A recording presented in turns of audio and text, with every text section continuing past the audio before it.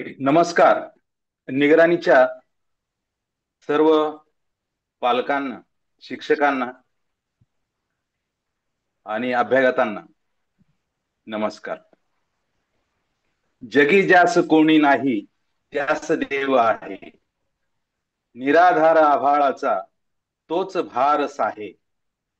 आज ह्याच भक्तिगीताच्या पंक्ती मला आठवल्या, कारण ज्या जगन्नियत्यानेच आपल्या निगराणीच्या पाखरांची फिंगरप्रिंट्स अनालिसिस करण्यासाठी 3 देवदूत आपणाकडे पाठवले आहेत. आपल्या निगराणी प्रशाळेमार्फत हा विनामूल्य उपक्रम राबवण्यात येत आहे. या देवदूतांचा परिचय मी आपणास करून देतो. प्रथम देवदूत मिशन ऑनलाईन काउन्सिलिंगचे चीफ काउन्सिलर आणि महाराष्ट्रातील मुलांच्या भावनिक व मानसिक ताण व त्याचा पालकांवर ओढवणारा मानसिक ताण यावर गेल्या 30 वर्षांपासून मार्गदर्शन करीत असलेले, महाराष्ट्रातील अनेक शाळांमध्ये मोटिवेशनल करिअर मार्गदर्शन करीत असलेले, फक्त आई पप्पांसाठी या काउन्सिल स्टेज शो द्वारे आपण लाखो पालकांना मार्गदर्शन केले आहे. या व्यतिरिक्त आपण गायक, वादक, pencil portrait artist, spiritual painting artist, calligrapher, model, fitness icon, motivational speaker असं बहुआयामी ऋषितुल्य व्यक्तिमत्व, मूळचं कोल्हापूरचं व आता पुणे येथून स्थायिक झालेले आणि आपल्या निगराणी परिवाराचे आधारवड श्रीमान चंद्रकांतजी पागे सरांचे वंदनीय स्वागत करतो आजच्या झूम मीटिंग मध्ये. दुसरे देवदूत मिशन ऑनलाईन काउन्सिलिंगचे टेक्निकल डायरेक्टर आणि ज्यांनी आपल्या निगराणीतील सर्व पाखरांचे फिंगरप्रिंट्स घेऊन अनालिसिस रिपोर्ट तयार केलेत असे निगराणी परिवाराचे तळमळ असणारे मित्रवर्य श्रीयुत जितेंद्र चौधरी सर हे आपल्या मनमाडचेच भूमिपुत्र. त्यांच्या इतर प्रमुख सेवा म्हणजे ज्योतिष मार्गदर्शन, वास्तुशास्त्र उपाय व सल्ला, व्यवसाय वृद्धी व स्थिरतेसाठी उपाय, नाव लोगो निवड, शुभ मुहूर्त, कर्जमुक्ती व आर्थिक स्थैर्याचे उपाय, संपत्ती, घर व प्रॉपर्टीशी संबंधित समस्या व उपाय, सल्ला आणि मार्गदर्शन करतात. अशा अष्टपैलू व्यक्तिमत्व असलेले जितेंद्र चौधरी सरांचे मी मनस्वी स्वागत करतो. तिसऱ्या देवदूतांचे स्वागत सौ सुनीता करेल. नमस्कार. आत्ताच श्री राम सरांनी व्यक्त केल्याप्रमाणे तिसऱ्या देवदूतांचा परिचय मी करून देत आहे. त्या म्हणजे साधनाताई घाटकर मॅडम, ज्या पुणे जिल्ह्यातील आदर्श प्रयोगशील शिक्षिका आहेत. फिंगरप्रिंट्स ॲनालिसिस, काउन्सलर, चित्रकार, पेंटिंग आर्टिस्ट, गायिका, नृत्यांगना, संमोहन तज्ज्ञ, फिटनेस आयकॉन, लेखिका, ज्यांनी समाजातील मुलामुलींचे विविध कलागुणांचे जीवनमूल्य शिकवित त्यांची शारीरिक, मानसिक आणि भावनिक जडणघडण करण्यामध्ये त्यांनी खूप मोलाचा वाटा उचलला आहे. अशा बहुआयामी व्यक्तिमत्वाचा साधनाताई आपल्या निगराणीच्या पालक शिक्षकांना बहुमोल मार्गदर्शन करणार आहे. त्यांचे मी हार्दिक अभिनंदन करते आणि स्वागत करते. धन्यवाद. नमस्कार. मिशन ऑनलाईन काउन्सिलिंग तर्फे तुम्हा सर्वांचं मी स्वागत करतो.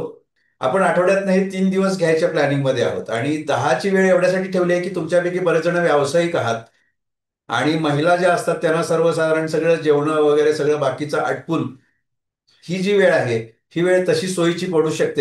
जेव्हा आपले रेग्युलर सेशन्स असतील त्याच्या वेळेला मी साधारणपणे 30 ते 35 मिनिटं मी बोलणार. त्याच्यानंतर आपण प्रश्नोत्तर ठेवणार. म्हणजे मी जे काय बोललो त्याच्यावरती तुमच्या काही शंका असतील त्याच्यावरती आपण थोडंसं चर्चा करणार आहोत. ठीक आहे. आता मुळात फिंगरप्रिंट अनालिसिस हा विषय थोडासा समजून घेऊया आपण की हे कशासाठी करतोय आपण. कारण तुम्हाला माले सरनी सांगितलं, मॅडमनी सांगितलं की असं असं आहे आणि त्या प्रिंट द्यायच्या असतात आणि तुमच्यापैकी सगळ्यांनी प्रिंट दिल्या, बरोबर. त्या प्रिंट कशासाठी दिल्या, काय होणार आहे त्याच्यातून, हे थोडंसं पार्श्वभूमी आपण आज समजून घेऊया आणि त्याच्यानंतर मग पुढच्या सेशन पासून आपल्याला समोर तुमच्याकडे तो रिपोर्ट पाहिजे, म्हणजे तो रिपोर्ट असला समोर की मी काय सांगतोय ते तुम्हाला त्याचा संदर्भ पटकन लागेल. तर आज थोडासा हा विषय समजून घेऊ आपण फक्त. ठीक आहे. तुमच्या मुलांच्या फिंगरप्रिंट्स घेत असताना जर तुम्ही तिथे असाल उपस्थित, तर तुमच्या लक्षात आलं असेल की फिंगरप्रिंट्स या इथल्या ह्या हाताच्या रेषाच्या नाही घेतल्यात. हा, हे जे बोटांची टोक आहेत ना, फिंगर टिप्स म्हणतात, त्याच्या प्रिंट्स घेतल्यात. आणि त्याच्यावरती तुम्ही जर बघाल तर त्याच्यावरती ना असे काहीतरी पॅटर्न असतात. एक शंख, आपण म्हणतो बघा त्याला, शंख चक्र असं काय काय असतं त्याच्यावरती. तर ते जे पॅटर्न्स असतात त्याच्या स्कॅनरवरती एक एक बोट ठेवून त्याच्या प्रिंट्स घेतल्या जितेंद्र सरनी. हा, आता ह्या प्रिंट्स कशासाठी घेतल्या आणि हे फिंगरप्रिंट अनालिसिस म्हणजे काय आहे नेमकं, हे आपण थोडंसं समजून घेऊया. कारण ज्या वेळेला आपल्या मुलांचा जन्म झाला आणि तुम्हाला जेव्हा केव्हा हे कळलं असेल की आपल्या मुलामध्ये काहीतरी थोडीशी कमतरता आहे, ओके, कुठेतरी थोडंसं आपलं मूल इतरांसारखं नाहीये, हे जेव्हा तुम्हाला जाणवलं असेल, त्यावेळेला हो सकता है की आपण नाना तऱ्हेचे प्रयोग करतो. आपण डॉक्टरांच्याकडे जातो, ज्योतिषांच्याकडे जातो, सायकियाट्रिस्टकडे जातो, सायकोलॉजिस्टकडे जातो आणि कुठले बुवा बाई महाराज काय असतील ते सगळं करतो. का करतो माहितीये का? कारण आपल्याला आपल्या मुलांची खूप काळजी वाटत असते आणि त्याच्यातनं काहीतरी चांगलं व्हावं, ह्यांच्याकडून तरी काहीतरी चांगलं मिळू दे, त्यांच्याकडून तरी काहीतरी चांगलं मिळू दे, ही पालकांची भूमिका असते, जी की प्रेमापोटी योग्यच आहे. फक्त काय होतं अशा वेळेला की कोण कोण काय काय सांगतील ते सगळं आपण करतो आणि ते सगळं केल्यामुळे खूपदा काय होतं की नको ते पण केलं जातं, ज्याचा परिणाम आपल्या मुलांच्या वरती होण्याची शक्यता असते. त्यांच्या मानसिकतेवर पण, त्यांच्या सवयीवर पण आणि त्यांच्या प्रकृतीवर पण. तर आता ह्या ज्या फिंगरप्रिंट्स घेतल्यात, हे काय आहे, तर ही एक प्रोसेस आहे.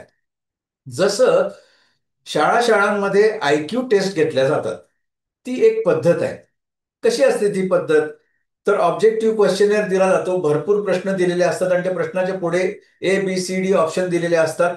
प्रश्न वाचायचा आणि मुलांनी तिथे टिक करायचं, ए ला किंवा बी ला किंवा सी ला किंवा डी ला. याला आपण ऑब्जेक्टिव्ह क्वेश्चनर म्हणतात. ऍप्टिट्यूड टेस्ट किंवा आयक्यू टेस्ट ह्या ज्या असतात शाळांमध्ये घेतल्या जाणाऱ्या, त्या तशा असतात. आता एक लक्षात घ्या की आपली मानवी प्रकृती अशी आहे की आपल्या मनामध्ये दिवसभरामध्ये 15,000 पेक्षाही जास्त वेगळे वेगळे विचार येत असतात.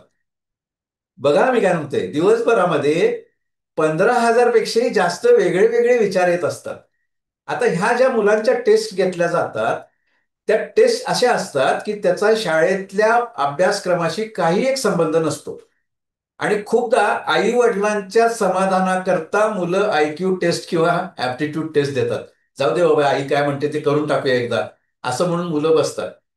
अशा वेळेला होतं काय की शाळेच्या अभ्यासातलं त्याच्यात काहीही नसल्यामुळं प्रश्नपत्रिका जेव्हा हातात येते, तो प्रश्न वाचल्यानंतर त्या मुलाच्या किंवा त्या मुलीच्या मनात काय विचार आला त्या क्षणाला, त्याच्यानुसार तो मुलगा किंवा ती मुलगी ठरवते की ए ला टिक करायचं का बी ला टिक करायचं का सी ला का डी ला. लक्षात आलं? अभ्यास काहीच नसतं, अंदाजे असतं सगळं ते. आता अंदाजे जेव्हा हे केलं जातं त्यावेळेला हे होतं की जसं मी आता तुम्हाला सांगितलं की प्रत्येक दिवशी माणसाच्या मनामध्ये वेगळे वेगळे विचार असतात. त्याच्यामुळे ही जी रिटर्न टेस्ट असते, ही टेस्ट जर परत घेतली आपण 4-5 दिवसानंतर, 8 दिवसानंतर, तर त्याचे रिझल्ट वेगळे येतात. का वेगळे येतात? कारण त्यावेळेला तो मुलगा किंवा ती मुलगी काहीतरी वेगळा विचार करते. सो कुठलीही रिटर्न टेस्ट जी असते ती माणसाच्या आयुष्याची संपूर्ण दिशा ठरवू शकत नाही. पण तशा टेस्ट घेतल्या जातात आणि आपल्याला असं वाटतं की ती टेस्ट घेतलेली माझ्या मुलाचा आयक्यू जास्त आला, हे जास्त आलं म्हणजे आमचा मुलगा असा तसा वगैरे, हे आपले आपण पालक अंदाज बांधतो, जे की पूर्णपणे चुकीचे ठरू शकतात.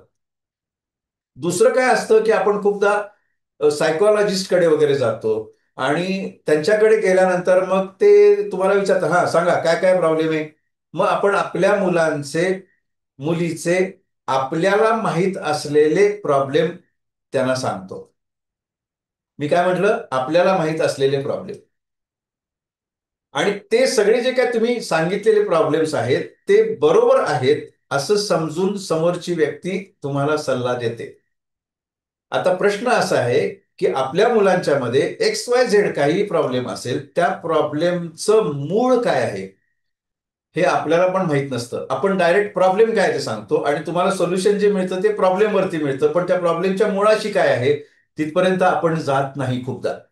आणि खूपदा प्रेमापोटी असेल, काही असेल, पण आपण मुलांच्या वरती प्रयोग करत राहतो आणि आपली मुलं बिचारी त्याला काही प्रतिसाद काही वेळेला देतात, काही वेळेला देत नाहीत आणि त्याचं अगेन आपण आपल्याच नशिबावरती दोष देत बसतो. असं खूपदा होतं आणि म्हणून पद्धती सगळ्या समजून घेणं गरजेचं आहे आपल्याला. ओके, ही फिंगरप्रिंट अनालिसिस ही जी पद्धत आहे ही कशी आहे पद्धत, तर ह्या फिंगरप्रिंट्स स्कॅनरच्या माध्यमातून कॅप्चर केल्या गेल्या, त्या सॉफ्टवेअरला दिल्या गेल्या आणि सॉफ्टवेअरला दिलेला इनपुट प्लस जितेंद्र सरांनी त्यांच्या आतापर्यंतच्या अभ्यासातून रिसर्चमधून त्याचं रितसर सगळ्या मुलांचं अनालिसिस केलं, त्याच्यानंतर तो रिपोर्ट जनरेट झाला. म्हणजे ही एक लॉंग प्रोसेस आहे आणि ह्या प्रोसेसमध्ये मुलांच्या विषयी काहीही माहिती घेतली जात नाही. पालकांना कोणतेही प्रश्न विचारले जात नाही. तुमचा मुलगा असा करतो का, तुमची मुलगी अशी करते का, किंवा तुम्ही मुलाबद्दल माहिती द्या, मुलीबद्दल माहिती द्या, काहीही लागत नाही. फक्त फिंगरप्रिंट्स तुमच्या मुलांच्या घेतलेल्या आहेत. आता ह्या फिंगरप्रिंट्सला एवढं का महत्व आहे ते थोडंसं समजून घ्या. ह्या ज्या फिंगरप्रिंट्स आहेत ज्याच्यावरती शंख चक्र असं आपण आपल्या भाषेत त्याला काही म्हणतो, हे प्रिंट्स जे असतात हे मूल गर्भाशयामध्ये असतानाच तयार होत असतात. गर्भाशयामध्ये गर्भ हालचाल करत असतो आतमध्ये, आपल्याला हे सगळ्यांना माहिती आहे. आणि आईच्या गर्भाशयामध्ये एक फ्लुइड असतं, एक प्रकारचं लिक्विड असतं. त्या लिक्विडला एक फोर्स असतो. तर त्या लिक्विडचा फोर्स आणि त्या गर्भाची हालचाल ह्या दोघांच्या घर्षणातून हे जे फिंगरप्रिंट्स आपण पाहतो ते तयार झालेले असतात मूल जन्माला यायच्याही आधी. आणि मूल एकदा जन्माला आलं की त्या फिंगरप्रिंट्स कधीही बदलत नाहीत. आपण आज जगामध्ये करोडो लोक आहेत, पण एका माणसाच्या फिंगरप्रिंट्स दुसऱ्या माणसासारख्या असतच नाहीत. याचा अर्थ काय? प्रत्येक माणसाला परमेश्वराने वेगळं बनवलंय. एकासारखा दुसरा नाही आहे, कोणीच नाही आहे जगात. ओके, मग ह्या ज्या फिंगरप्रिंट्स तयार होतात आतमध्ये असताना, मी काय सांगितलं की आईच्या गर्भाशयामध्ये जे फ्लुइड असतं ते फ्लुइडचा फोर्स आणि गर्भाची हालचाल या दोघांच्या फ्रिक्शन मधून हे पॅटर्न्स तयार होतात. आता एक मुद्दा लक्षात घ्या, आपल्याकडे जे पहिल्यापासून ही प्रथा आहे की गर्भवती स्त्री जर असेल तर गर्भसंस्कार करायला पाहिजे. हे जे आपल्याकडे संस्कार आहेत की नाही आपल्या संस्कृतीचे, हे कशासाठी आहेत? तर आईच्या मनात, गर्भवती आई जी आहे तिच्या मनात कोणत्या प्रकारचे विचार सुरू आहेत त्या पद्धतीची स्पंदनं त्या गर्भाला मिळत असतात. लक्षात घ्या हा मुद्दा नीट. म्हणजेच म्हणून आपल्याकडे गर्भवती स्त्रीला जास्त कामाचा ताण द्यायचा नाही. तिला शांत शांत बसू दे, तिला चांगली चांगली पुस्तकं वाचू दे, तिला काय आवडतं ते खाऊ दे, तिच्याशी चांगलं बोलूया. हे का करतात सगळं? कारण तिची मानसिकता जर चांगली राहिली तर तिच्या विचारांची जी सकारात्मक स्पंदनं आहेत ती त्या बाळाला आतमध्ये गर्भामध्ये असतानाच मिळत असतात. आणि ती सकारात्मक स्पंदनं जेवढी त्या गर्भाला मिळतील तेवढं ते बाळ जेव्हा जन्माला येतं त्यावेळेला ते जितकं चांगलं असायला पाहिजे शरीराने, मनाने, विचाराने, चारित्र्याने, सगळ्याच बाजूने. म्हणून आपल्या संस्कृतीमध्ये जे गर्भसंस्कार सांगितलेले आहेत ती अंधश्रद्धा नाही आहे, त्याच्या मागे सायन्स आहे हे लक्षात घ्या. कसलं सायन्स आहे? एनर्जी सायन्स आहे. कशाची एनर्जी? विचारांची एनर्जी. आपण जो विचार करतो त्याच्यातून व्हायब्रेशन्स तयार होत असतात. आपल्याला राग आला की आपण थरथर थरथर कापायला लागतो. म्हणजे काय होतंय?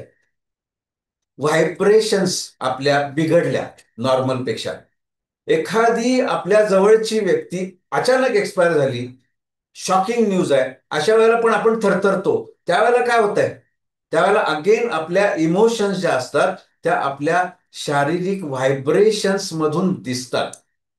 मग इथे विचारांच्या व्हायब्रेशन्स गर्भामध्ये असताना आपल्या बाळाने कोणत्या प्रकारच्या रिसीव्ह केलेल्या आहेत त्याच्यावरती अवलंबून असतं आपलं बाळ जन्माला आल्यानंतर कसं होणार आहे. सो माझी तुम्हा सगळ्या पालकांना ही एक नम्र विनंती आहे की काहीही असलं तरी तुम्ही स्वतःच्या नशिबाला दोष देऊ नका आणि स्वतःच्या बाळाला तर अजिबात दोष देऊ नका. ओके, आपण हे ऍक्सेप्ट करूयात की आपलं बाळ इतरांच्या सारखं नाहीये. हो सकताय की ती माझीच जबाबदारी आहे, माझ्याकडनं काहीतरी चुकलेलं आहे. ओके, बरं चुकलेलं आहे असं म्हणून सुद्धा स्वतःला पण दोष द्यायचा नाही, हे पण लक्षात घ्या. आता आपल्याला मार्ग काढायचा आहे त्याच्यावरती. जे आहे ते आहे, त्याच्यात आपण समजा जर बदल करू शकणार नाही आहोत तर त्याच्यातून काय बेस्ट व्हर्जन तयार करता येईल आपल्या बाळाचं ते करण्यासाठी ह्या फिंगरप्रिंट अनालिसिसचा उपयोग होतो. कसं काय होतो? कारण हे जे 5 बोटं आहेत, ही बोटं आणि ही 5 बोटं आपल्या मेंदूच्या 10 कप्प्यांचं रिप्रेझेंटेशन करतात. आपल्या मेंदूला मेन 2 कप्पे असतात, डावा मेंदू, उजवा मेंदू. डाव्या मेंदूचे 5 कप्पे आहेत, उजव्या मेंदूचे 5 कप्पे आहेत आणि आपल्याला 10 बोट आहेत. तर ही जी 10 बोटं आहेत, ह्या बोटांवरती हे जे प्रिंट आहेत, हे प्रत्येक प्रिंट आपल्या ब्रेनला कनेक्टेड असतात. ठीक आहे, मग ब्रेनला कनेक्टेड असतात म्हणजे काय? ह्या प्रत्येक ब्रेनच्या कंपार्टमेंटमध्ये परमेश्वराने म्हणा, निसर्गाने म्हणा, प्रत्येक माणसाला जन्मजात ऊर्जा दिलेल्या आहेत. काही प्रत्येक कप्प्यामध्ये एक एक, पण कुठल्या कप्प्यामध्ये कुठली ऊर्जा किती टक्के आहे हे आपल्याला माहित नाही आहे. त्याच्यामुळे काय होतं की आपल्या ज्या अपेक्षा आहेत त्या अपेक्षा आपण मुलांच्याकडून पूर्ण करण्याच्या मागे लागतो. मला हे मिळालं नव्हतं लहानपणी म्हणून माझ्या मुलाला ते मिळालं पाहिजे असं असतं. मग इथे बघणं काय गरजेचं आहे की मुलाला आपल्या जन्मजात ऊर्जा काय दिलेल्या आहेत बरं निसर्गाने किंवा परमेश्वराने, हे जर आपल्याला कळलं तर आत्ता तुमची मुलं कशाही परिस्थितीत जरी असली, त्यांची मानसिक अवस्था काहीही जरी असली तरी सुद्धा आहे त्याच्यामध्ये त्यांचं बेस्ट व्हर्जन आपण तयार करू शकतो. बेस्ट व्हर्जन म्हणतो मी, जे आहे त्याच्यात बेस्ट काय होऊ शकतं. आणि तिथे प्रयोग नाही करायचे आता आपल्याला. त्या बाळाची एनर्जी, कुठली एनर्जी किती आहे त्यानुसार बाळाला आपण काय द्यायला पाहिजे ह्या विषयीचं मार्गदर्शन करणारे सेशन्स आपण घेणार आहोत. ओके, सो माझी ही तुम्हाला सगळ्यांना विनंती राहील की आपले जे काय आता ह्याच्या पुढे सेशन्स होतील ना, ते स्पेशल सेशन्स कधी मिस नका करू. भले आपण रेकॉर्डिंग करू, हे करू, सगळं ठीक आहे, तरी सुद्धा लाईव्ह अटेंड करण्यामागे काय बेनिफिट असतं तर इथल्या इथे तुम्ही मला प्रश्न विचारू शकता. रेकॉर्डेड जेव्हा तुम्ही बघाल त्यावेळेला प्रश्न विचारता येणार नाहीये. सो ऑलवेज लक्षात घ्या की आपण थोडासा तरी वेळ ह्याच्यासाठी काढूया की जिथे काहीतरी आपल्याला शास्त्रशुद्ध पार्श्वभूमी असलेल्या गोष्टी काहीतरी ऐकायला मिळणार आहेत. मुळात हे फिंगरप्रिंट अनालिसिस हे नवीन नाही आहे, लक्षात घ्या. 1890 साली हे एका डॉक्टरनी सुरू केलं आणि त्या माणसानी फिंगरप्रिंट्स बघून लोकांच्या रोगांवर औषधं द्यायला सुरुवात केली आणि रोगी बरे व्हायला लागले. 1890 सालची गोष्ट सांगतोय तुम्हाला, म्हणजे हे काही नवीन नाही आहे. नवीन काय आहे मग आता? नवीन एकच गोष्ट आहे की त्या फिंगरप्रिंट्स आता सॉफ्टवेअरला फीड केल्या जातात. हे सॉफ्टवेअर वगैरे पूर्वी काही नव्हतं. माणसं आपण कसे शिक्के मारायचो, शाईवरती हात दाबायचा आणि मग कागदावरती, ह्या पद्धतीने पूर्वी काम चालायचं आणि ते त्याच्यावरनच अनालिसिस करायचे आणि पेशंटना फिंगरप्रिंट बघून औषधं द्यायचे. विशिष्ट प्रकारचे फिंगरप्रिंट असलेल्या माणसाला कॅन्सर होण्याची शक्यता आहे हे डॉक्टर फिंगरप्रिंट्स बघून सांगायचे.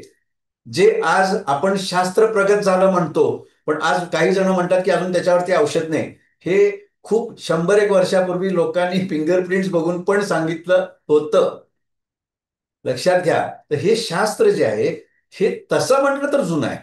आता त्याला एक नाविन्याची झालर जी आलेली आहे ती आहे सॉफ्टवेअरची. पण इथे मॅन्युअल काम आहे. फिंगरप्रिंट्स घेतल्यानंतर तो डेटा झाला, तो सॉफ्टवेअरला दिला, पण सॉफ्टवेअरला डेटा देत असताना त्याच्यावरती पहिल्यांदा मॅन्युअली कॅल्क्युलेशन्स करावी लागतात. या पॅटर्न्सवरती अनेक रेषा असतात. तुम्ही जर भिंग घेऊन बघाल तुमचं बोट, तर तुम्हाला लक्षात येईल त्याच्यात बरेच रेषा आहेत. ओके, मग त्या रेषा सगळ्या काउंट करायला लागतात. त्याच्यामध्ये इतर पण बरेच टेक्निकल आस्पेक्ट्स आहेत की जे मॅन्युअली अनालाइज करायला लागतात, जे काम जितेंद्र सर करतायत गेली अनेक वर्ष, आणि त्यांचा या बाबतीत खूप मोठा रिसर्च आहे. त्याच्यामुळे आम्ही सगळेजण मिळून हे काम करतोय. आणि मी तुम्हाला आज अभिमानाने सांगेन की 15,000 पेक्षाही जास्त लोकांचं काउन्सिलिंग आम्ही केलेलं आहे इतक्या वर्षामध्ये. आणि आता तुमच्याकडे जे आहे, आता काय करणार आहोत आपण, तर ज्या ज्या मुलांचं अनालिसिस झालेलं आहे त्याच्याविषयी मी जनरल सगळ्यांना सांगणार की ही एनर्जी जास्त असली तर काय होतं, ही एनर्जी कमी असली तर काय होतं. मग तुम्ही बघायचं तुमच्या मुलाच्या रिपोर्टमध्ये की आपल्या बाळाची ती एनर्जी जास्त आहे का, मग आता हे आपल्याला लागू होते. कमी आहे का, मग आपल्याला ते लागू होते. आलं का लक्षात. ह्या पद्धतीने आपण त्याचं अनालिसिस वरती काउन्सिलिंग मी तुम्हाला देणार आहे. आणि ते देत असताना काय होईल ह्याच्यातून, की ठीक आहे आपल्या मुलाला थोडीशी समज कमी आहे, किंवा थोडंसं त्याचं ग्रास्पिंग कमी आहे, किंवा थोडंसं त्याची प्रतिसाद देण्याची क्षमता कमी आहे, त्याची चिंता नका करू. त्याचं कारण समजेल आपल्याला. आणि जेव्हा कारण समजतं त्याच्यानंतर जेव्हा आपण उपाय करतो ते उपाय लवकर लागू होतात. अदरवाईज आपण जे काय करतो ते फक्त प्रयोग असतात. भले तुम्ही डॉक्टरला विचारा तरी सुद्धा तो प्रयोगच आहे. आता इथे आम्ही इनपुट काही घेतलेलं नाही, फिंगरप्रिंट व्यतिरिक्त दुसरा इनपुट काहीही नाही. ओके, आणि आम्हाला इनपुट काही द्यायचाच नाही ही आमची अट असते. माहिती काहीच देऊ नका. आम्हीच तुमच्या मुलाबद्दल तुम्हाला काय सांगतो ते तुम्ही ऐका, आणि तुम्हाला आश्चर्य वाटेल की जणू काय आम्ही तुमच्या घरात अगदी लहान असल्यापासून तुमच्या मुलाला बघितल्यासारखं सगळ्या गोष्टी कशा काय सांगू शकतो असं तुम्हाला वाटेल. तर हे शास्त्र आहे. या शास्त्रामधला जो काही रिसर्च आमच्या इतक्या वर्षाचा झालेला आहे त्याच्या आधारे, इतक्या लोकांचं ज्यांचं काउन्सिलिंग केलेलं आहे त्या अनुभवाच्या आधारे आम्ही तुम्हाला मार्गदर्शन करणार आहोत. आणि हेतू हाच की आपल्या मुलाची कंडिशन काही असो, जे आहे त्याच्यात त्याचं बेस्ट व्हर्जन कसं तयार करता येईल ते आपल्याला करायचं आहे. त्याच्यामुळे हे जे सेशन्स आहेत हे एक्सक्लुझिव्हली आपल्याला अशा पद्धतीचीच मुलं ज्यांना काही आता प्रॉब्लेम आहेत, मग ते स्लो लर्नर असतील, ऑटिस्टिक असतील, काही असू दे, ह्या पद्धतीच्या मुलांना आपण पालक म्हणून कशा पद्धतीने ट्रीट करायला पाहिजे आहे, त्यांची एनर्जी विचारात घेऊन. नुसतं आपण सगळं चांगलं चांगलं द्यायचं म्हणतो, पण कधी कधी चांगलं जास्त द्यायचं पण नसते, ते फाजील लाड बनवतात, लक्षात घ्या. म्हणजे काही वेळेला अति करतो आपण, ते पण नको आहे. मग कोणासाठी नेमकं काय करायचं आहे आणि कुठल्या गोष्टी कुठे थांबवायच्या आहेत याचं तुम्हाला, हे जे आता आपण सेशन घेणार आहोत त्याच्यातून तुम्हाला एक परफेक्ट आयडिया येईल. त्यामुळे पुढच्या सेशन पासून तुम्ही प्रत्येकाने वही पेन घेऊन बसायचं. तुमचा जो काय रिपोर्ट आहे तुमच्याकडे, तो रिपोर्ट तुमच्या समोर असला पाहिजे. म्हणजे मी जेव्हा ज्या एनर्जीचा संदर्भ देईन पेज नंबर सांगून, त्यावेळेला तुम्हाला ते लगेच बघता आलं पाहिजे. तुम्हाला कळलं पाहिजे की आपल्या बाळाची एनर्जी किती आहे. मग मी जे तुम्हाला सांगेन ते तुम्ही त्याला कनेक्ट करू शकाल. आणि मी हेही सांगणार की ही एनर्जी जास्त असल्यामुळे काय प्रॉब्लेम येऊ शकतात, किंवा ही एनर्जी कमी असल्यामुळे काय प्रॉब्लेम येऊ शकतात.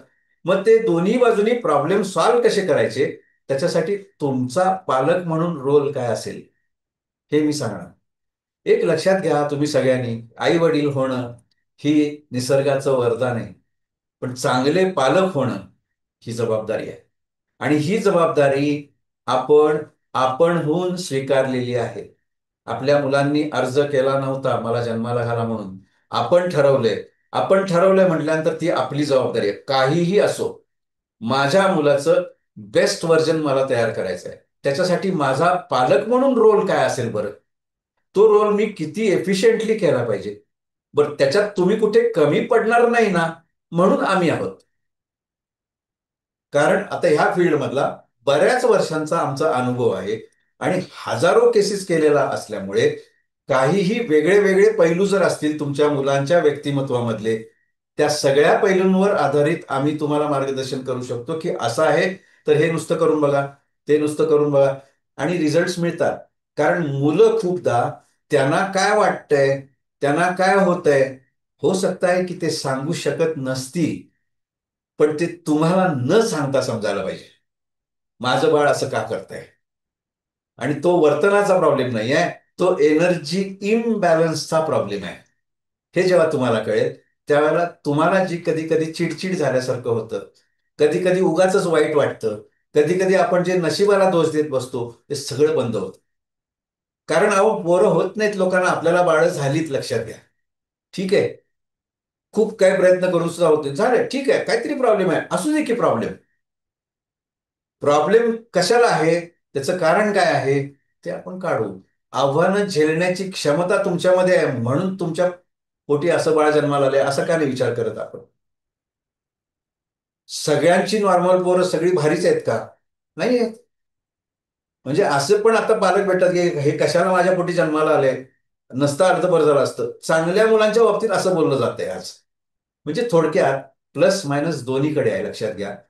आपण हा विचार करायचा, जे काही मला परमेश्वराने माझ्या पदरामध्ये बाळ घातलेलं आहे, त्या बाळाचं बेस्ट व्हर्जन तयार करणं ही आमची जबाबदारी आहे पालक म्हणून. आणि त्याच्यासाठी आपल्याला एक्स्ट्रा काहीच करायचं नाही, किरकोळ गोष्टी असणार आहेत काही.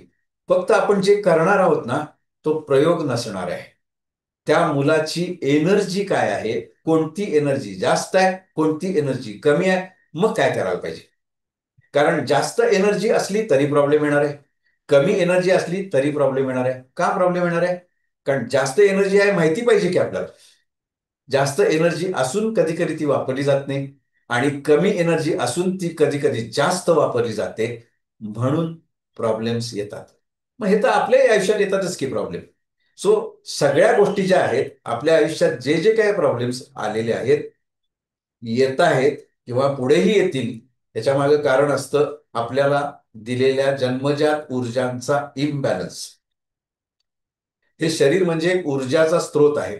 आपल्या शरीरामध्ये ऊर्जा आहेत फक्त, आणि ह्या ऊर्जा कमी अधिक स्वरूपामध्ये असतात. त्या कोणत्या ऊर्जा कमी आहेत, कोणत्या ऊर्जा जास्त आहेत, हे जेव्हा कळतं, त्यावेळेला आपण आपल्या ऊर्जांचा बॅलन्स करू शकतो.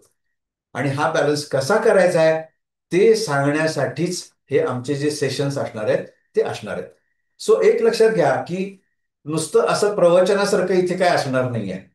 आजचं थोडंसं तुम्हाला वाटेल प्रवचनासारखं काय, पण ह्याच्या पुढे तुम्ही वही पेन घेऊन बसणार आहात, तुमच्या समोर तुमच्या बाळाचा रिपोर्ट असेल, आणि तिथे आपण बघणार आहोत लगेच, आणि ते झालं की मग तुम्ही मला सांगणार आहात की प्रश्न विचारणार आहात तुमचे काय असतील ते. अशा पद्धतीने आपल्याला हा सेशन ठेवायचा आहे.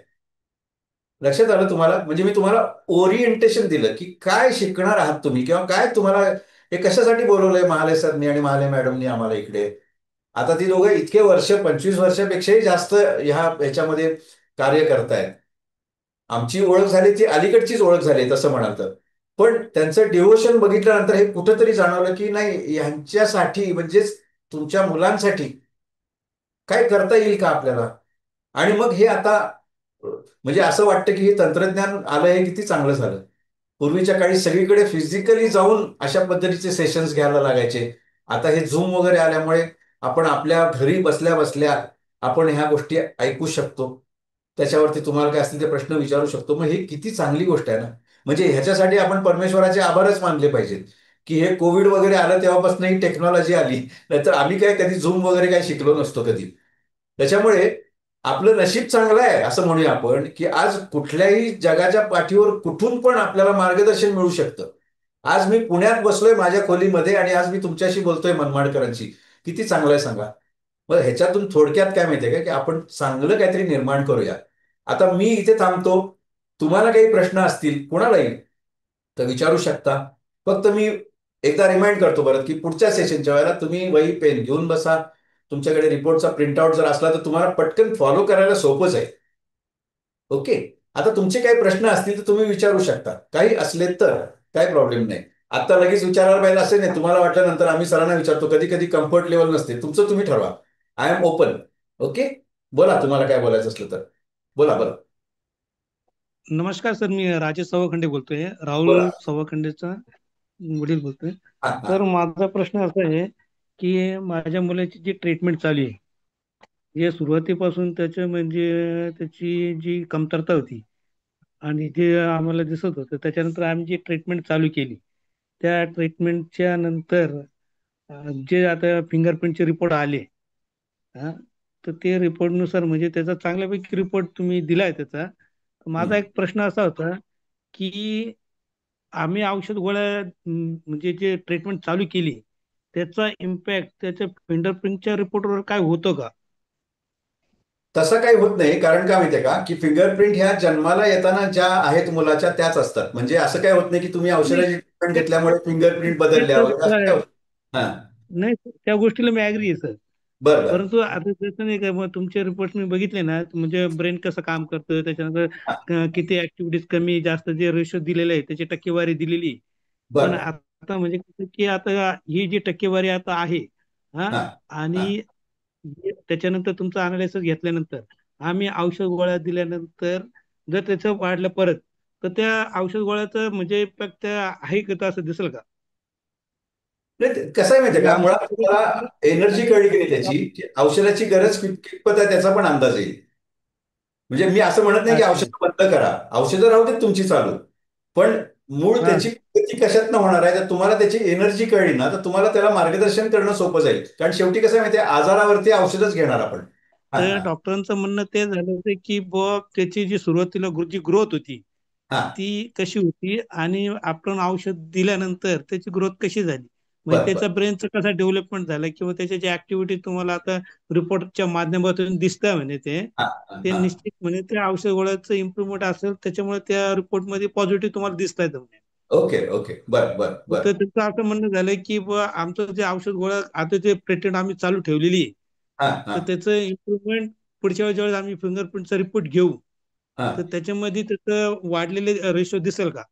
नाही नाही, त्याच्यात रिपोर्टमध्ये तसं काही दिसत नाही. नाही, मग आता जर आम्ही 6 महिन्यांनी समजा त्याचा फिंगरप्रिंटचा रिपोर्ट परत चेक केला आणि हा. जी टक्केवारी त्या टक्केवारीमध्ये व्हेरिएशन आलं तर? अहो, जन्मलेल्या मुलाचं केला तरी जो रिपोर्ट येतो तोच रिपोर्ट, 80 वर्षाच्या माणसाचा पण रिपोर्ट तोच येणार, कारण फिंगरप्रिंट मध्ये काहीच बदल होत नाही. आलं का लक्षात तुमच्या? अच्छा अच्छा अच्छा. त्याच्यामुळे अजून नंतर काढला तर त्याच्यात त्याच्यात काहीच बदल होत नाही, कारण फिंगरप्रिंट बदलत नाहीत ना. फिंगरप्रिंट जसे आहेत त्याच्याप्रमाणे रिपोर्ट असतो. शारीरिक जडणघडणमध्ये औषध घेतल्यामुळे जो बदल होतो तो हा फिंगरप्रिंट हा. रिपोर्टमध्ये नाही येणार आहे. म्हणजे आपले बीपी, अच्छा. शुगर वाढला आणि शुगर कमी झाली हे जसं येतं तसं नाही येत त्याच्यात काही, कारण फिंगरप्रिंट सेम आहेत ना, म्हणून म्हटलं. आलं ना हा लक्षात हा. तुमच्या? हा. अच्छा अच्छा अच्छा. हा. आणि तुमचा फायदा थँक्यू. होईल, म्हणजे कसं आहे, तुमची मेडिकल ट्रीटमेंट एका बाजूनी चालू आहे ती राहू दे की चालू, काही प्रश्न नाही. बाकीच्या हा. गोष्टीमध्ये पण त्याच्यात पॉझिटिव्ह रिझल्ट तुम्हाला दिसतील 100%. काय काळजी करू नका. हा. अच्छा अच्छा अच्छा. हा. हा. Thank you sir, thank you. हा. No problem, no problem. प्रश्न विचारा, काही अडचण नाही. हा. आता ह्या पालकांनी जो प्रॉब्लेम सांगितला राहुल सव्वाखंडेचा, हा. तर नेमकं म्हणजे ज्या गोळ्या औषधं दिल्या ना त्याच्यानी शारीरिक जे प्रॉब्लेम्स असतात किंवा आजारपण असतं ते कमी होतात.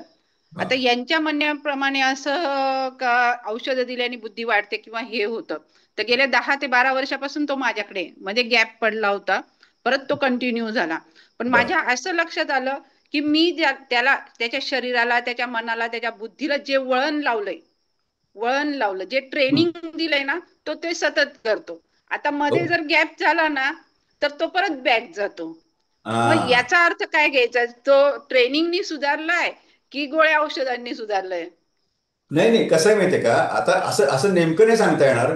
मुळात कसं आहे, गोळ्या औषधांनी त्याच्या प्रकृतीमध्ये सुधारणा होईल नक्कीच. म्हणजे काही समजा प्राकृतिक आजार जे असतात की नाही, काय, किंवा म्हणजे प्रतिकारशक्ती कमी असणं म्हणा, किंवा सर्दी खोकला होणं वगैरे अशा टाईपचं जे असतं, किंवा ॲलर्जिक काही प्रकार असतात, हे नक्कीच औषधांनी बरे होतील.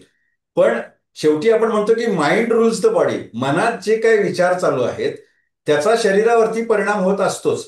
त्याच्यामुळे मानसिकता जर सुधारली तर आपोआप प्रकृतीमध्ये सुधारणा होणारच, आणि त्याला जर पुन्हा औषधाची जर जोड मिळाली तर दोन्हीचं बेनिफिट घेऊन पुढे जाऊ शकतो माणूस.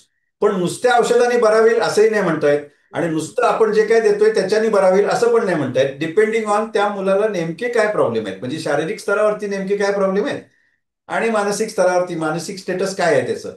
आणि ह्या अनालिसिसमुळे मॅडम काय फरक पडेल माहितीये का, की एक्झॅक्टली तुम्हाला प्रत्येकाची मानसिक अवस्था कळेल. हो. म्हणजे तुम्ही जे आता मुलांना जे ट्रेनिंग देताय की नाही, किंवा तुम्ही जे काही त्यांच्यासाठी स्पोर्ट्स घेत असाल म्हणा किंवा काही ऍक्टिव्हिटीज घेत असाल म्हणा, इथे थोडीशी रिफाईनमेंट आणता येईल लुकिंग ॲट दॅट सायन्स, म्हणजे सायंटिफिकली. आता आपण कोणीतरी काहीतरी सांगितलं आणि आपल्याला काय वाटतं ते फॉलो करायला लागलोय. इट्स गुड, ते वाईट आहे असं मला म्हणायचं नाही. पण आता एनर्जीनुसार आपण ह्या 5 मुलांना ना असं करायला पाहिजे, त्या 5 मुलांना असं काहीतरी आपल्याला थोडंसं ना वेगळं डिफाईन करता येईल याच्यातून, या अनालिसिस मधून.